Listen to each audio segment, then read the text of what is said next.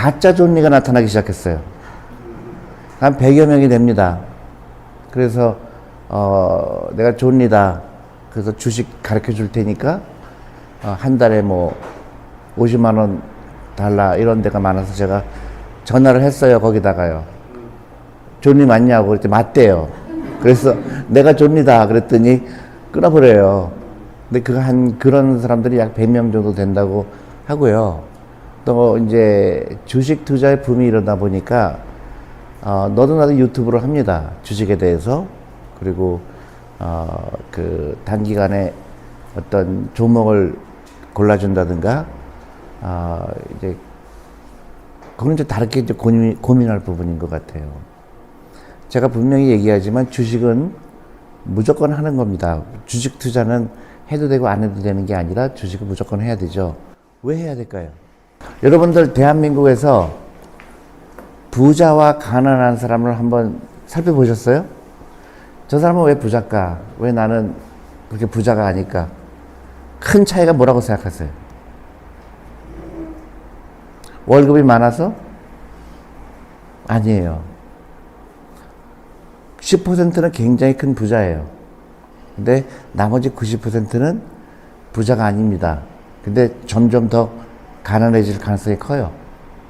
그 90%의 사람들이 아마 대부분이겠죠. 우리 주위에. 그 사람들의 공통점은 뭐예요? 주식을 안 갖고 있어요. 신기하죠? 주식을 안 갖고 있는 사람은 가난한 사람들입니다. 왜 가난할까요? 우리가 어렸을 때부터 잘못 교육을 받은 거예요. 우리가 어떤 교육을 받죠? 공부 열심히 해라.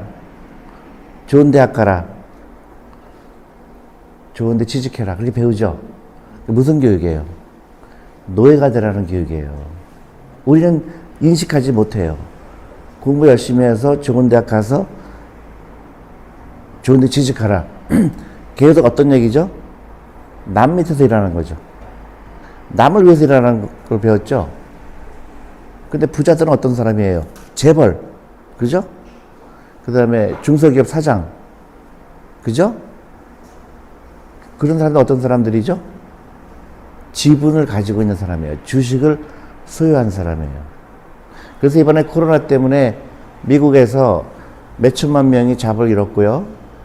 다음 달 낼 월세가 없어요. 근데 부자들은 500조의 재산이 늘어났어요. 주식 가격이 올랐기 때문에. 그 여러분들은 어떻게 해야 돼요? 주식을 소유해야 되죠. 근데 주식 시장이라는 엄청난 좋은 제도가 만들어진 거예요. 네덜란드에서 400년 전에 그 생각을 한 겁니다. 그래서 개인들, 부자가 되고 싶은 사람들이 부자가 될 수 있는 길이 열린 거예요. 그래서 워런 버핏이라든가 유태인들은 그걸 이해를 한 거죠. 그래서 어떻게 해요?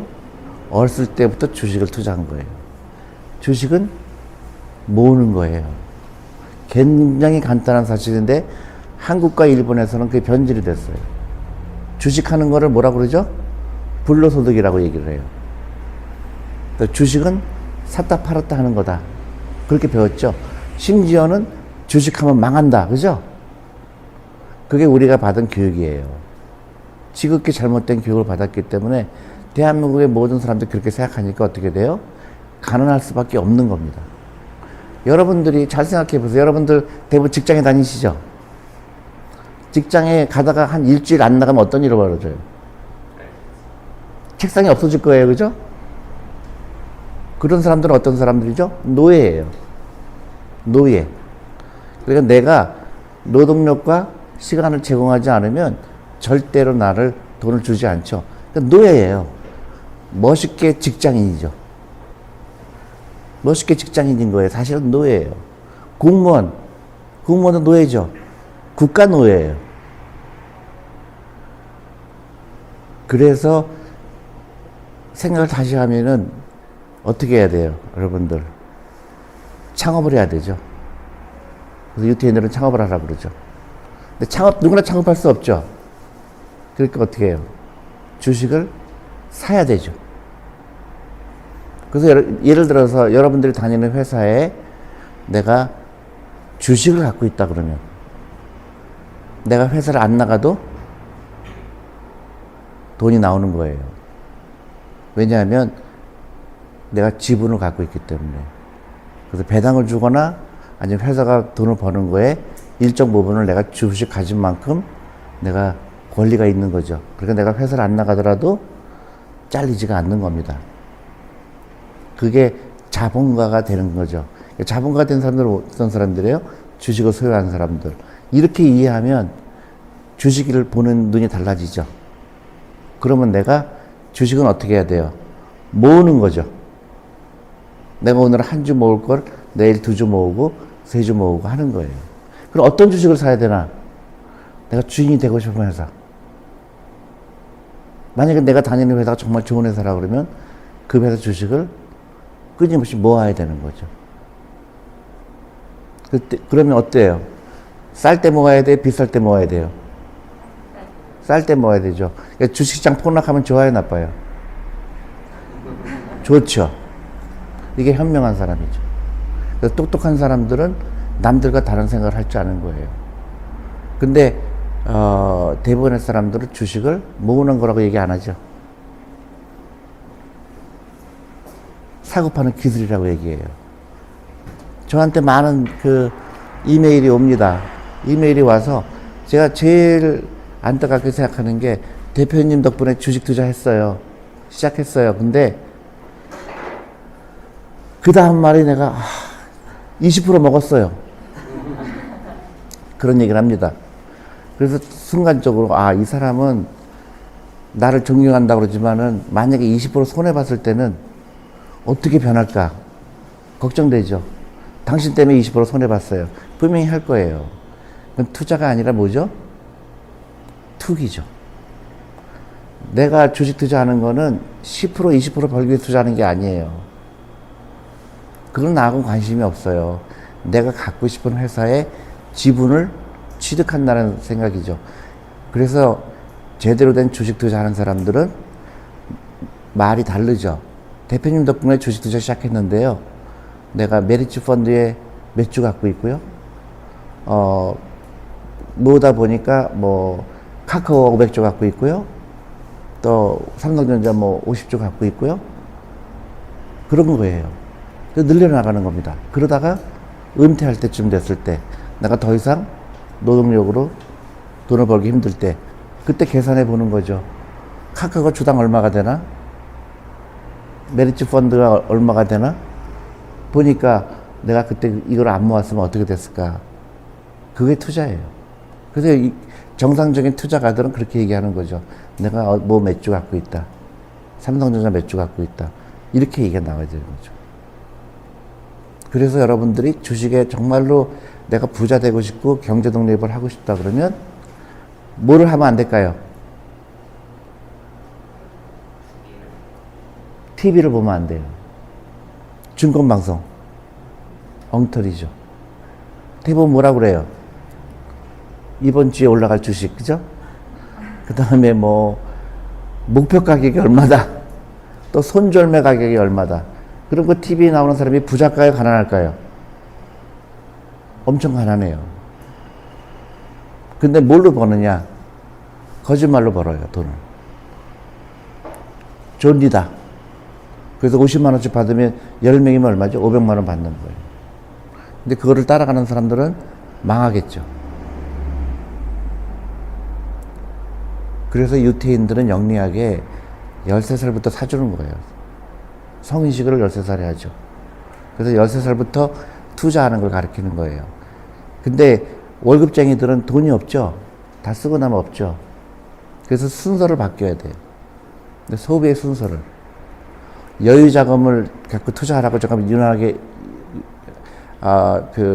계속 얘기하지만 사람들은 그렇게 얘기합니다. 여유자금이 없어요. 여유자금이 없는 게 아니라 우선순위에 밀린 거예요. 옷 사고, 차 사고, 운동화 사고, 다 사고 나서 남으니까 없죠. 근데 제일 먼저 여유자금을 먼저 만들어야 돼요. 내가 월급이 500만 원이다, 300만 원이다 상관없어요. 500만 원이면 50만 원이죠. 50만 원이 내 여유자금인 거예요. 그리고 그걸로 투자를 하고 나머지 쓰다가 없으면 중단하는 거죠. 그 50만 원이 나중에 여러분들한테 엄청난 부를 갖고 올 거예요. 그게 뭐죠? 복리의 마법이라는 거예요. 복리의 마법이에요. 이게 무서운 거예요. 그래서 미국에서 굉장히 영리한 거죠. 40년 전에 401k라는 걸 만들었죠. 퇴직연금 제도로 만들었어요. 그래서 월급쟁이 10%를 무조건 주식형 펀드에 넣게 한 겁니다. 대신에 세금 혜택을 준 거예요. 조건이 세금을 안 매기는 대신에 조건이 60세까지 못 찾는 겁니다. 그 돈이 엄청나게 흘러 들어온 거예요. 주식시장에. 막 홍수가 이런 거죠. 돈에. 그래서 미국 전 세계에 있는 돈의 반이 월스트리트가 가는 거예요. 그럼 어떤 일이 일어날까요? 주식 가격이 올라가겠죠. 그러니까 그걸 보니까 어떻게 해요? 젊은 사람들이 창업을 하게 되죠. 그러니까 요새도 마찬가지죠. 쿠팡. 왜 미국에 갔을까요? 넘쳐나는 바다기 때문에 그래요. 그러니까 50조, 60조. 무슨 장난쳐요? 부자가 그냥 100억, 200억의 부자가 아니라 10조, 20조가 부자가 나오기 시작하는 거예요. 그렇게 되니까 어떻게 돼요? 생태계가 생겨요. M&A가 생겨요. 젊은 사람들이 창업한 거를 시가총액이 크니까 그런 큰 회사들이 사가는 겁니다. 또 시장이 받쳐줘요. 선순환이죠. 사람들은 주식에 대해서 당연히 노후준비를 생각하고 있고 그 돈이 들어가서 새로운 기업이 나오게 되고 계속 창의력이고 파괴가 일어나는 거예요. 구질서의 파괴가 일어나는 거예요. 그래서 미국은 뭐가 나오죠? 구글이 나오고 넷플릭스가 나오고 다 젊은 사람들이 나온 거죠. 정반대의 나라가 어딜까요? 정반대의 나라가 어딜까요? 네? 우리나라도 비슷한데요. 아주 결정적인 나라가 있어요. 그러니까 그 미국이 한국과 정반대의 길을 간 나라. 일본이죠. 일본은 그 아주 결정적으로 망할 수밖에 없는 구조를 갖고 있어요. 일본은요, 주식 투자하는 거를 부끄럽다고 얘기합니다. 불로소득이라고, 우리도 많이 들어봤죠? 불로소득. 말도 안 되는 얘기죠? 내 돈이 일했는데 왜 불로소득이라고 얘기하죠? 자본이 일하게 해야 되는 걸 이해 못 했기 때문에 그렇죠. 일본에서는 어떻게 해요? 그 돈이 어디 들어가 있죠? 벽장 속에 들어가 있어요. 돈이 일하게 하는 걸 깨닫지 못했어요. 또 하나, 어디에 들어갔을까요? 부동산에 들어갔어요. 부동산도 일하는 돈이 아니죠. 그래서 40년이 흘렀죠. 401k를 미국이 1980년에 만들었습니다. 지금 결과가 어떻죠? 미국은 엄청나게 중산층이 많이 늘어났죠. 밀리어네어들이 몇천 명씩, 하루에도 몇천 명씩 나오죠. 일본 어떻게 돼 있죠? 일본은 부채 비율이 세계에서 가장 높아요. 돈을 찍어냅니다. 인플레이션이 안 일어나니까, 디플레이션이니까, 걱정이 되니까, 찍어내서 안 일어나죠. 이미 활력이 없는 거예요. 그래서 어떻게 해요? 일본에서, 여러분들 일본 생각하면은 기업의 이름이 뭐가 생각나요?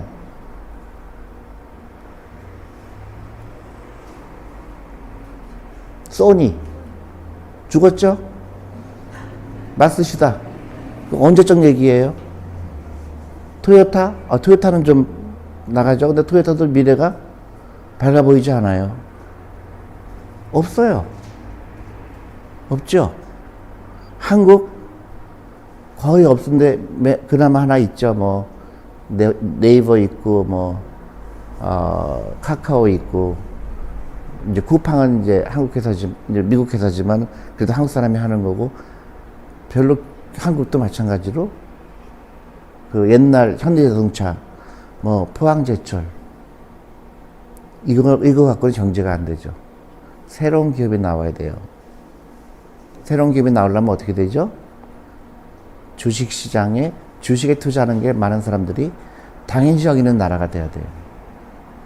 그래서 미국의 그 401k 퇴직연금 제도입니다. 그게 주식 비중이 40%예요. 평균적인 주식 비중이. 그러니까 그 근로자들, 월급쟁이들의 돈이 10%씩 계속 주식시장에 들어오는 겁니다. 계속 받쳐주는 거예요. 새로운 기업이 나오는 겁니다. 한국의 퇴직연금, 이제 여러분 퇴직연금이 뭔지 아세요? 자기 퇴직연금이 뭔지 아세요? 아는 분? 설마 퇴직연금, 자기 퇴직연금 알아서요? 다 직장 안 다니세요? 아니, 자기 퇴직연금 있을 거 아니에요. 어디 투자되어 있는지 아는 사람? 아니, 너무 아침 일른가요? 퇴직연금이 그럼 DB형이 있고 DC형이 있는 거 아세요? DC형인 사람, DB형인 사람. 이게 지금 한국의 너무너무 답답한 겁니다. 전 세계에서 한국의 퇴직연금의 주식 비중이 몇일까요? 네? 50%라고? 한국의 퇴직연금의 주식 비중이 50%라고요? 한국 몇 프로라고 생각하세요? 2%예요. 250조의 돈이 벽장 속에 있는 겁니다. 원금 보장력. 끔찍한 거예요. 그러니까 한국이 이 금융산업의 개혁이 없이는 일본보다 더 빨리 일본화가 돼요. 일본이 뭐가 문제일까요? 일본 젊은 남자들한테 물어보세요. 너 대학교 졸업하고 뭐 하고 싶으냐? 그걸 뭐라 그러는지 아세요? 세븐일레븐에 가서 일하겠다 그래요. 자기 미래에 대해서 희망이 없어요. 근데 한국도 점점 그렇게 돼가고 있죠. 난 연예인들이 너무 미워요, 그런 때는. 야, 열심히 살지 마. 그렇게 얘기하죠. 그건 너무너무 말도 안 되는 거죠. 열심히 살아서 부자가 되라고 얘기해야죠. 그리고 희망을 가져야 되죠. 다 흙수저도, 미국의 흙수저가 부자가 되지 금수저는 부자가 안 돼요. 한국도 마찬가지일 거예요. 근데 자꾸 포기하게 만들죠. 옛날에는 흙수저가 부자 됐지만 지금은 흙수저가 부자 될 수 없다. 이렇게 얘기합니다. 전 거짓말이죠. 계속 우리는 스스로를 포기를 해요. 그러니까 욜로, 소확행. 그렇게 해서 나는 부자가 안 되는 걸 정당화하죠. 절대로 그렇지 않습니다. 우리나라는 가장 영리한 민족이에요. 유태인보다 훨씬 더 영리해요. 근데 딱 한 가지 유태인에 밀리는 게 뭔지 아세요? 돈에 대한 태도입니다. 돈에 대한 태도예요. 유태인은 돈을 하나님이 준 선물이라고 얘기해요. 그리고 귀하게 쓰고 부자가 되고 대신에 그 돈을 어떻게 쓰라는지 아세요? 어려운 사람 도와주러 가는 겁니다. 그러니까 우리가 잘 아는 조커버그라든가 워런 버핏이나 다 죽으면서 어떻게 해요? 다 사회에 돌려준다고 하잖아요. 그게 어렸을 때부터 그런 돈에 대한 태도를 배운 거예요. 근데 한국은 돈에 대한 교육을 잘못 받았죠. 대부분 돈이 없어도 행복하다고 배우죠. 여러분 돈이 없는데 행복할 수 있어요? 불가능하죠. 거짓말이죠. TV 보면은요 맨날 그런 얘기 많이 나와요. 산에 가서 사는 건 뭐죠? 네? 자연인. 전 너무 싫은 거예요. 미리 돈이 없어도 산속에 들어가면 살 수 있다는 그런 인식을 심어주는 거예요. 절대 그렇지 않아요. 무지하게 불행합니다. 돈이 없으면 무지하게 불행해요. 그리고 돈이 없으면 그거를 이제 우리가 그 financial freedom이라고 표현하잖아요. 다른 게 아니에요. 돈이 없으면 자유롭지 못하죠. 그래서 한국에서 은퇴한 사람들이 자유롭지 못한 거예요. 돈이 없으니까 어떻게 해요? 하기 싫은 일을 해야 되는 거예요. 제 친구들 너무 놀랐어요. 대기업에서 부사장, 사장 지냈고요. 은행 지점장도 했던 친구들이 지금 아파트 경비원 시험 보고 있어요. 그래서 왜 그렇게 됐냐 그랬더니 아무런 계획이 없어 살았다는 거예요. 잘 될 줄 알았지. 절대로 그렇지 않아요. 그래서 지금부터는 여러분들 라이프 스타일을 바꿔야 돼요. 그리고 100% 믿으세요. 나는 부자 될 수 있다. 부자 될 수 있어요. 근데 부자 되는 게 나 혼자 부자는 절대로 안 돼요. 여러분들이 아무리 열심히 일하고 좋은 직장을 가져도요, 절대로 부자가 안 돼요. 왜냐하면 자본의 증가 속도가 노동의 증가 속도보다 훨씬 빠르기 때문에. 그거를 이해하지 못한 사람은 절대로 부자가 안 돼요. 일본처럼 돼요. 그래서 한국에서 90%의 사람들은 무지하게 열심히 일해요. 아침에도 일하고 저녁에도 일하고 하는데 계속 가난해지죠. 왜냐하면 돈이 일하는 걸 한 번도 배워본 적이 없어요. 그래서 제 유튜브를 보고 저 사람이 나한테 좀 희망을 주는 것 같구나. 그래 맞아 주식이 있구나. 그래서 내일부터 주식 사야지. 그래갖고서는 뭐 삼성전자 주식 사고, 이건 아니에요. 이거는 굉장히 잘못된 방법이에요. 지금부터는 그 제도를 이용해야 돼요. 여러분들이 주식 투자할 돈이 없는 게 아니라 이미 많아요. 퇴직연금이 이미 계속 퇴직연금이 나오고 있어요. 그거를 어떻게 투자하느냐가 중요해요. 그거 가지고 주식 먼저 하는 겁니다. 주식형 펀드를 사는 거예요. 퇴직연금 DC형을 통해서 회사한테 얘기해야 돼요. 제가 유튜브로 계속 얘기했더니 많은 사람들이 바뀌고 있어요. 내 퇴직연금이 어떻게 되고 있어요. 그전에는 퇴직연금이 뭐예요? 국민연금하고 달라요? 이랬거든요. 근데 지금은 사람들이 퇴직연금이 이랬구나. DC형이 있고 DB형이 있구나. DC형으로 해야 돼요. 회사한테 가르쳐주고 회사가 내 퇴직연금 내가 알아서 투자한다. 그래서 주식형에 집어넣어야 되는 겁니다. 그게 결정적으로 중요한 거고요. 두 번째 뭘까요? 굉장히 좋은 제도가 있어요. 연금저축펀드라는 제도가 있어요. 55세까지 유지만 하면 월급도 세금도 돌려줍니다. 근데 너무 놀랍게도 아는 사람이 없어요. 이거에 대해서 아는 사람이 없어요. 연금저축펀드는 반드시 해서 1년에 400만 원까지 하면요, 60만 원 돌려줘요. 400만 원이 뭐예요? 하루에 10,000원이죠. 커피 안 사 먹는 돈이죠. 어렵지 않죠?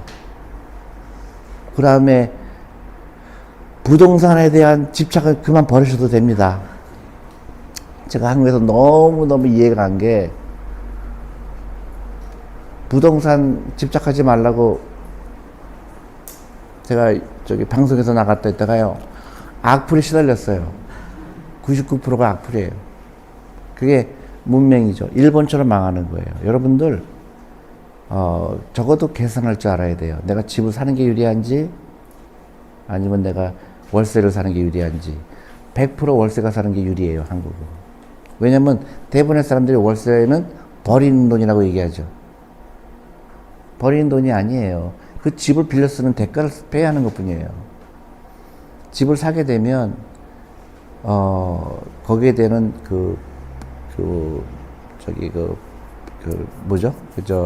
opportunity cost, 그러니까 기회비용이라는 걸 사람들이 이해를 못 해요. 내가 10억짜리 집을 사는 대신에 월세를 내가 200만 원에 산다. 그럼 월세가 훨씬 유리한 거예요. 나머지 돈으로 투자를 하는 게 100배 난 거예요. 그게 훨씬 더. 지금 한국의 가장 심각한 문제는 80%의 자산이 전부 부동산에 있다는 사실이에요. 굉장히 위험해요.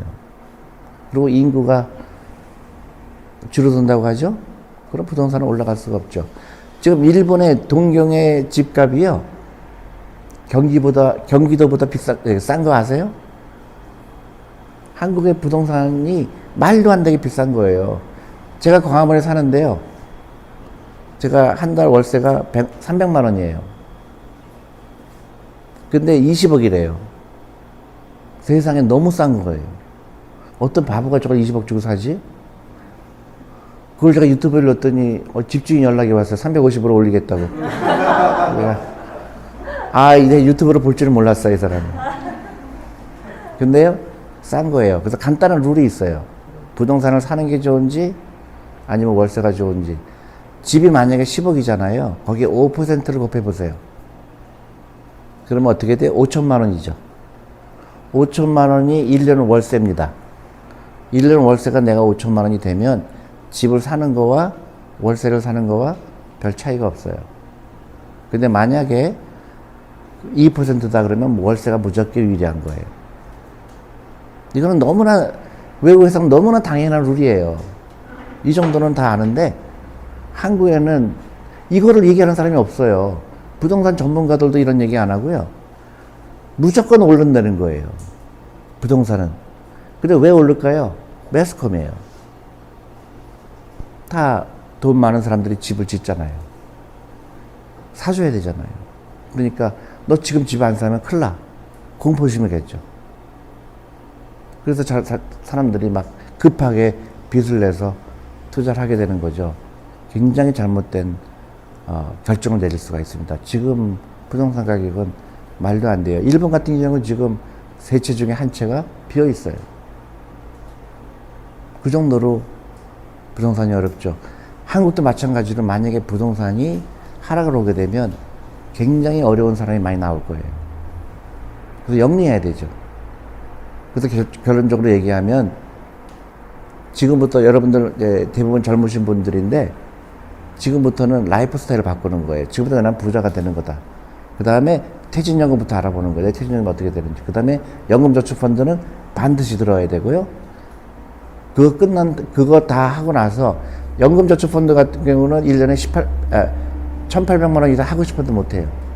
그거를 무조건 채우세요. 1,000만 원만 채워도 되고 500만 원만 채워도 돼요. 대신에 돈이 없죠. 1년에 1,800만 원 채우는 거 쉽지 않죠. 그래서 라이프 스타일을 바꾸라는 겁니다. 그래서 그 1,800만 원 만들기 위해서 어떻게 되죠? 커피를 끊어야 되죠. 커피 끊어야 됩니다. 말도 안 돼요. 여러분 커피 제가 길거리 가는데요. 어떤 요구르트 아주머니가 저를 보고 막 소리를 질러요. 그랬더니 당신은 왜 커피 마시냐는 거예요. 그래서 내가 아주머니 저는 마셔도 돼요. 왜냐하면 저는 노후 준비 됐거든요. 제 말을 잘 사람들은 저는요 자동차 뭐 벤츠 사도 돼요. 근데 순서가 다르다는 거예요. 부자가 되기 전에 하지 말라는 거예요. 그리고 부자가 되기 전에 그 라이프 스타일을 부자처럼 하면 안 된다는 거예요. 가난하게 보여야 돼요. 근데 사람들은 순서를 바뀌어요. 부자처럼 먼저 보이려고 그래요. 그래서 가난하게 돼요. 가난하게 보여야 부자가 돼요. 근데 실제로 부자가 되면 벤츠를 사게 될까요? 안 사게 될까요? 안 사게 돼요. 가난한 사람은 벤츠를 삽니다. 나 부자처럼 보이려고. 그래서 샤넬백 사는 사람들은 가난할 확률이 90%예요. 근데 진짜 부자들은요, 백 안 사요. 남대문시장에서 사죠. 그 원리예요. 그래서 지금부터는 라이프 스타일을 가난하게 보여라. 그리고 가난하게 보이면요, 좋은 게 한두 가지가 아니죠. 친구가 사줘요. 그죠? 자동차 없으면 어떻게 돼요? 태워주죠. 저도 자동차가 없어요. 근데 우리 와이프가 태워주고, 또 우리 직원들이 태워주고, 그 직원들은 계속 가난해지는 거예요. 그 원리를 모르기 때문에 자기가 가난해지는 걸 몰라요. 지가 기름값 내죠? 지가 보험 내죠? 지가 운전하죠? 그리고 사장이 가자는데 또 안 가자고 못하죠? 차가 없으면 그럴 일이 없죠. 또 차를 가능한 서울에서는 없어야 돼요. 가난하게 보여야 돼요. 그리고 그 다음에 커피도 안 사먹는 용기가 필요합니다. 두 잔이면 어떻게 되죠? 10,000원이죠. 그리고 한 달이면 30만 원이죠. 1년이면 400만 원이죠. 아까 얘기했잖아요. 연금저축펀드 400만 원 하게 되면 60만 원도 돌려줘요. 그 원리를, 근데 처음에는요, 여러분들, 야, 그렇게 커피값 아낀다고 그래서 뭐, 그렇게 부자 될까? 여러분 그렇게 생각하세요? 절대로 안 그래요. 이 복리의 마법이에요. 무서워요. 이거를 이해하는 사람은 절대로 샤넬백을 못 사요. 이게 얼마나 큰 걸로 벌어지는 건지. 71룰이라는 게 있어요. 71룰. 그 미국에서 많이 쓰는 거예요. 그러니까 72. 그게 뭐냐면요. 내 돈이 2배가 되는데 몇 년 걸리나를 계산하는 방법이에요. 간단해요. 만약에 내가 투자를 했는데 1년에 6%를 번다. 그러면 71을 6으로 나눠요. 그러면 어떻게 되죠? 10이죠. 그러면 12년 걸리는 거예요. 그러면 사람들은 실망하죠. 야, 2배 내가 1,000만 원 갖고 투자했는데 2배가 되는 게 12년 걸리면 2천만 원? 에이, 샤넬백 사버리지. 그렇게 생각할 수 있죠.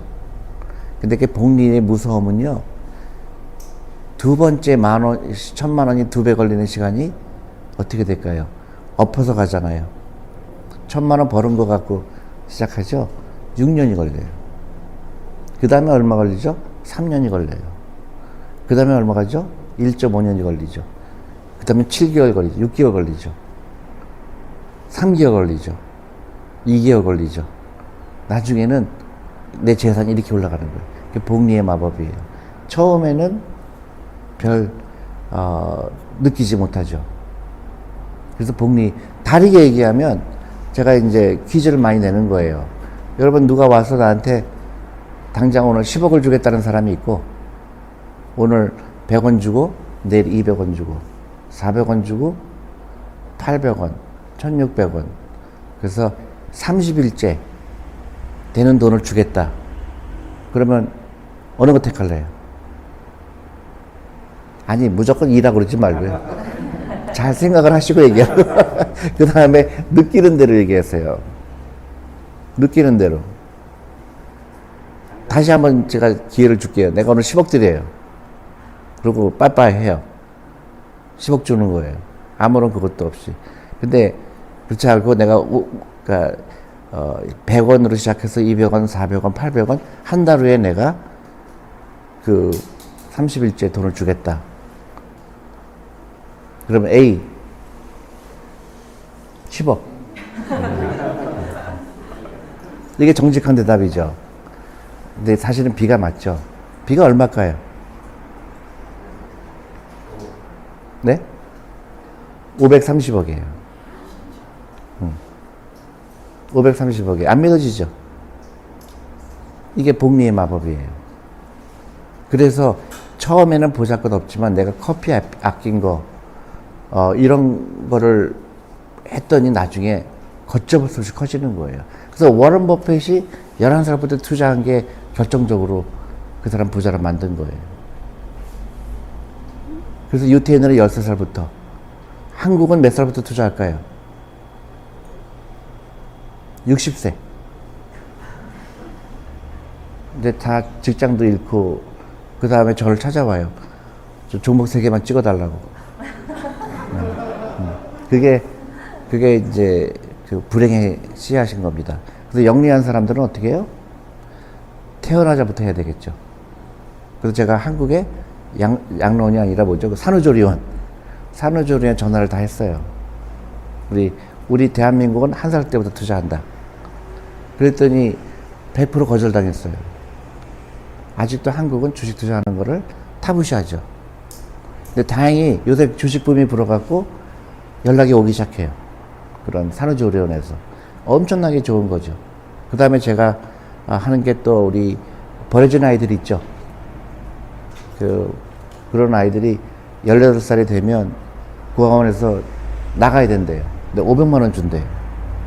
그래서 제가 그런 아이들한테 돈을 모아서 성금을 해서 걔네들 앞으로 우리 펀드를 가입해서 그 아이가 이제 18살 됐을 때 18년 동안 투자하게 되면 돈이 엄청나게 커질 거예요. 그래서 그 아이가 자립할 수 있게는 프로그램이니까 여러분들도 관심을 가지시고 우리 애만 또 그렇게 하지 말고 그런 아이들도 도와주는 방법이 있고요. 우리나라가 지금 기로에 서 있어요. 미국처럼 강대국이 될 거냐, 아니면 일본처럼 가라앉느냐, 우리들에 달려 있어요.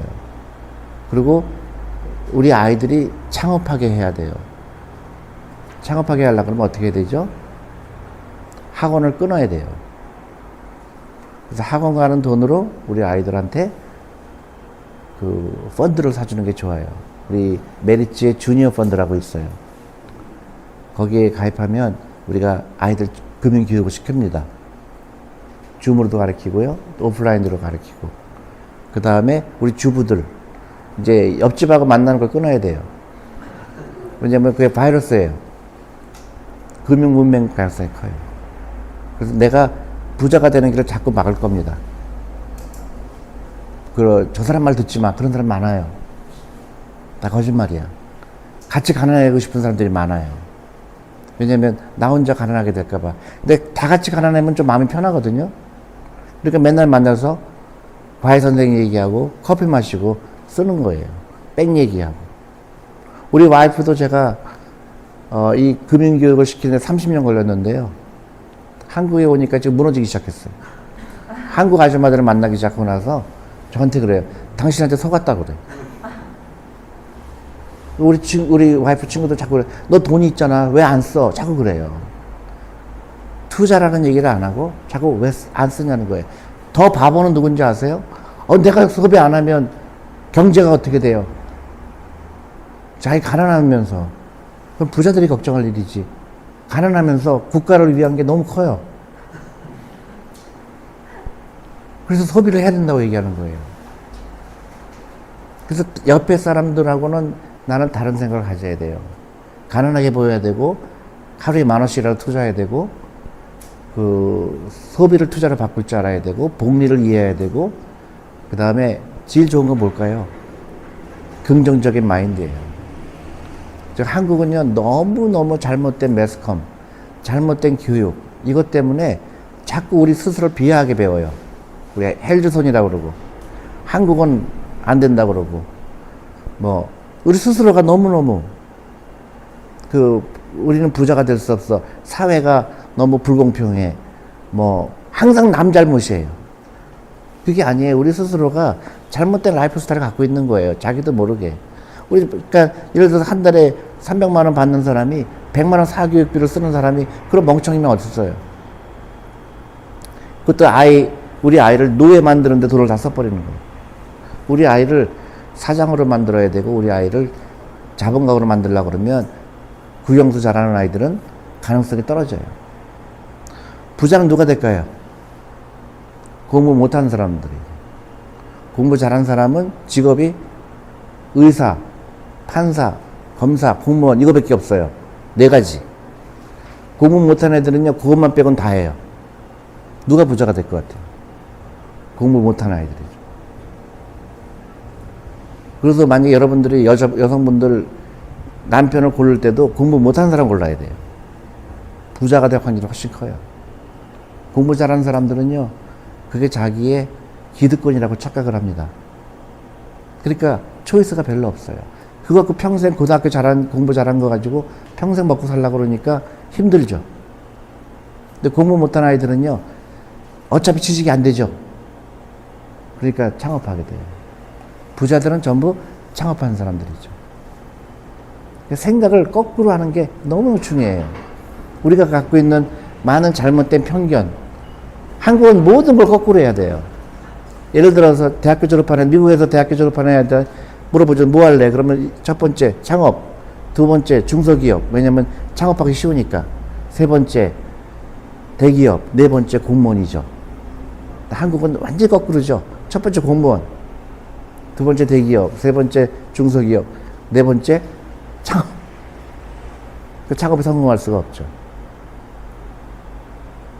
그래서 결론적으로는 오늘부터 여러분들은 부자 되는 길로 가야 된다. 그래서 만약에 아이가 있으신 분은 오늘 학원에 들르셔야 돼요. 그래서 내일부터 안 나온다고 얘기를 해야 됩니다. 그런 용기가 필요해요. 농담 아니에요. 그 돈으로 우리 아이한테 메리츠 펀드를 사주세요. 제가 장사하려고 그러는 게 아니에요. 제가 관심 있는 거는 사실 내가 돈을 벌려고 그러면 부자한테 가야지 내가 여기를 왜 오겠어요. 우리 아이들이 한 달에 10만 원 투자해갖고 그 수수료가 얼마나 나온다고.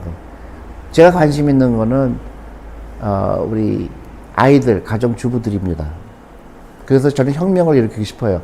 생각의 혁명. 그래서 다 부자 되는 혁명. 그리고 우리 아이들 해방시키는 거. 제가 며칠 전에 길거리를 가는데요. 중학교 학생들이 저를 보더니 와 존니다 그래요.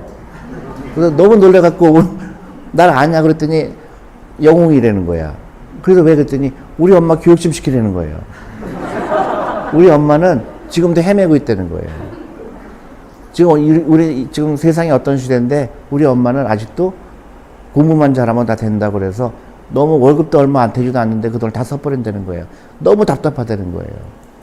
그래서 우리 아이들이요 길거리에서 많이 있어야 돼요. 애들이 하고 싶은 거 하고 스포츠를 하고 막 보여야 되는데 한국은 좀 요 대치동 멍청한 교육을 받고 있어요. 국영수는 아무런 의미가 없습니다. 정말로 부자 되는 애들은 창의력이에요, 창의력. 그래서 제가 주식 강연을 가도요, 초등학교 가면 아이들이 너무너무 좋아해요. 근데 제가 고등학교서부터는 제가 안 가요.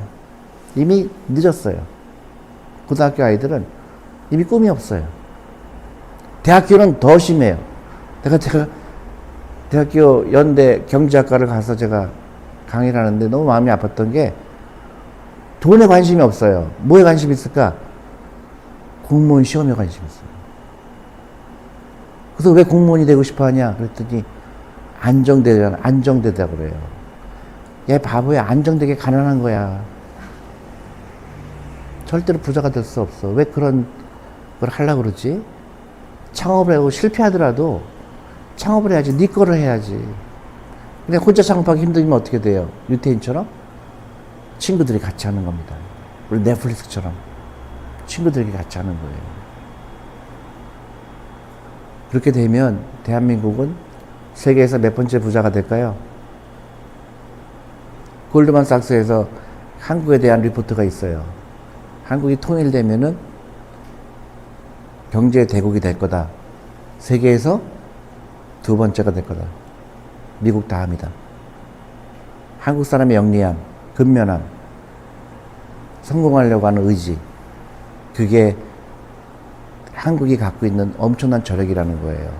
우리가 잘 모르지만요, 우리나라가 갖고 있는 그 문화, 예를 들어서 우리가 보니까요, 2년마다 중국 아니면 일본한테 침략을 받았어요. 우리나라가. 1000년 동안.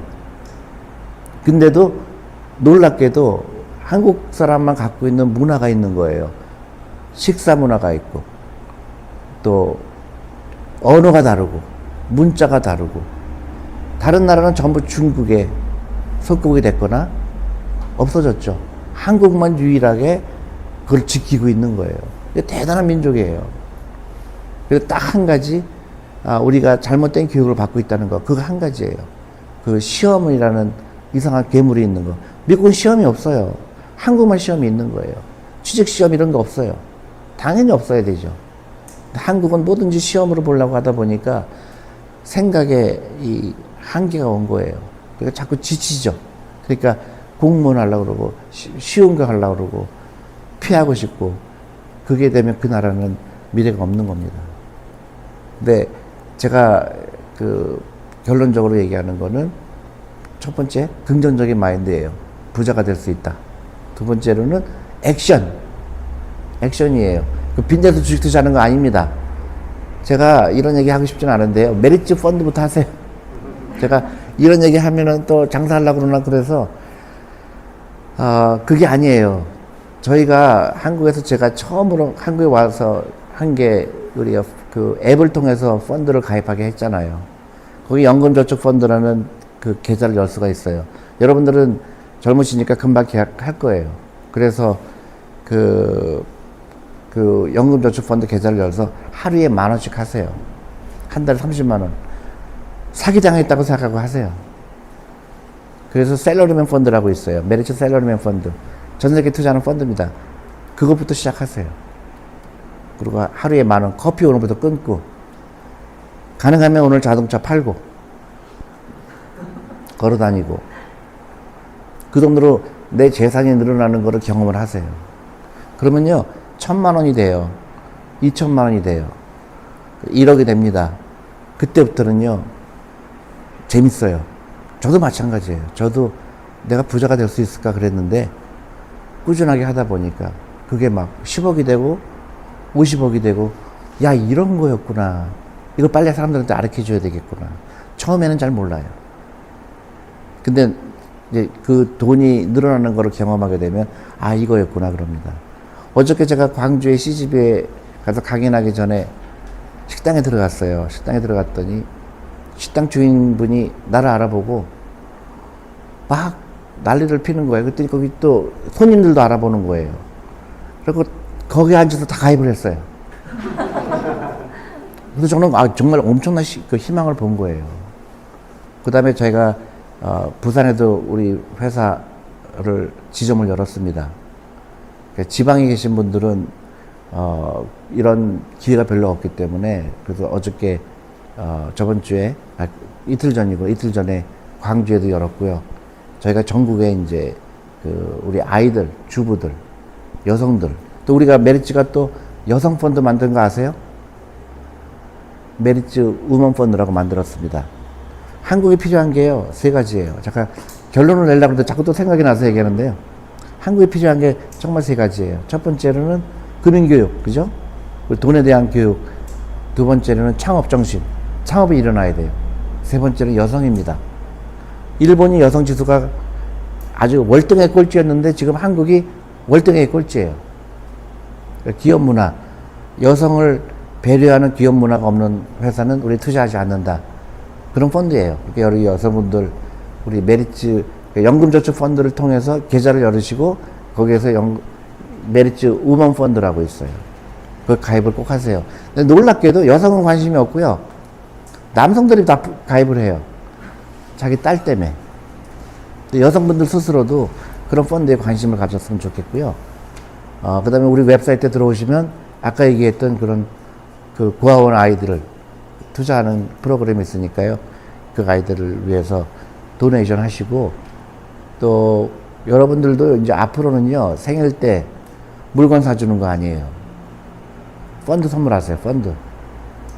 저도 우리 아들들한테 물건 절대로 안 사줍니다. 펀드를 사줘요. 그랬더니 그게 상당히 큰 돈이 돼 있어요. 여러분들도 마찬가지로 친구들하고 펀드를 교환하는 게 좋고요. 그리고 정말로 중요한 게 가난하게 보여라. 가난하게 보여야 부자가 돼요. 부자처럼 보이면 가난하게 됩니다. 가난하게 보이면 이점이 한두 가지가 아니에요.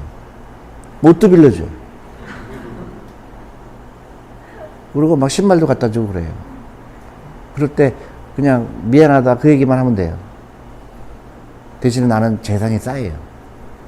커피도 가능한 한 친구가 사게 하고요. 너무너무 이해가 안 가는 게 식당 가서 저는 항상 목격하는 게 저녁값 자기가 내겠다고 막 싸우잖아요. 그게 무슨 가난하게 되게 경쟁하는 것 같은 거예요. 그러니까 돈에 대한 인식이 굉장히 잘못된 거예요. 돈을 귀하게 여기지 않기 때문에 부자처럼 보이려고 막 쓰는 거예요. 그래서 그런 라이프 스타일을 바꿔야 됩니다. 그리고 더 중요한 거는 부자가 된 다음에요. 부자가 된 다음에 어려운 사람 도와줘야 돼요. 사회를 좀 더 밝게 하는 데 써야 됩니다. 그러면 그 한국이 갖고 있는 많은 문제점 막 없어져요. 자살률 세계에서 1위죠. 그것도 많이 줄어들 겁니다. 출산율 세계에서 꼴찌죠. 그것도 좋아져요. 그 다음에 많은 부정적인 생각 다 좋아지게 되면 해피한 사람들이 많아지게 되죠. 그러면 대한민국 나쁘게 될래야 나쁘게 될 수가 없죠. 초등학생들한테 이런 얘기를 하죠. 예를 들어서 부자가 되라 그러면 아이들이 너무 좋아해요. 부자가 된다는 개념에 대해서 좋아한다고 아까 그 퀴즈를 내죠. 너 100원, 200원이 좋으니 10억이 좋으니 그러면 놀랍게도요. 초등학생들은 전부 그 후자를 택해요. 깜짝 놀랐어요. 너 어떻게 영리하니? 어른보다 낫구나 그랬더니 좀 이유가 틀리더라고요. 10억을 받으면 엄마가 뺏어간대요. 그래서 여러 번 나눠야 된다는 거예요. 그래서 그런 아주 뭐 창의성이잖아요. 그리고 부자가 된다는 거에 대해서 너무 좋아하고 그다음에 엄마 말 듣지 말라고 하거든요. 엄마는 아마 못 먹일 가능성이 크다. 엄마 말 듣지 마라. 학원 가지 마라. 너무 좋아하죠. 그리고 모범생이 되면 안 된다. 모범생이 돼야지. 모범생에 대해서 선생님이 하라는 거 하고 엄마가 하라는 거 하고 그냥 학원 가고 그런 애는 크게 되지 못한다. 애들이 너무 좋아하죠. 근데 이제 엄마들이 그 얘기를 들으면 막 애 귀를 막아요. 저거 듣지 말으라고. 근데 중학교 가면서 이제 시들해져요. 고등학교 가니까 부자가 되라는 거. 무슨 얘기하고 있는 거야? 왜 부자가 돼야 되지? 이렇게 얘기해요. 대학교 가는 순간 아이들은 전부 다 그런 꿈이 다 사라져 있어요. 그래서 미국에서는 초등학교 때부터 캠프나 여름방학 캠프 같은 데서 주식 투자 클럽이 많아요. 주식이라는 게 단순히 돈을 버는 게 아니에요. 나한테 그런 엄청난 그런 뭐라 그러죠? 그 계기를 만들어줘요. 그러니까 예를 들어서 우리가 흔하게 갖고 있는 거 있잖아요. 뭐 우리가 카카오라든가 게임이라든가 다 아이들이 접하는 건데 그거를 나도 저런 회사를 세우고 싶어요. 거기까지 가야 되거든요. 근데 엄마가 못하게 해요. 야, 이 위험한 거 왜 하냐. 공무원에 의사해. 그런 순간 그 아이의 그 뭐랄까요. 가능성은 완전히 내려앉은 거죠. 공부 잘하는 아이들이 노예가 되어 있는 거는 바보 같은 거죠. 그래 우리 아이들은 훨씬 더 큰 부자가 돼야죠. 그래서 부자가 돼야 국력도 좋아지고 그 아이들이 어려운 사람 도와주고 사회는 밝아지겠죠.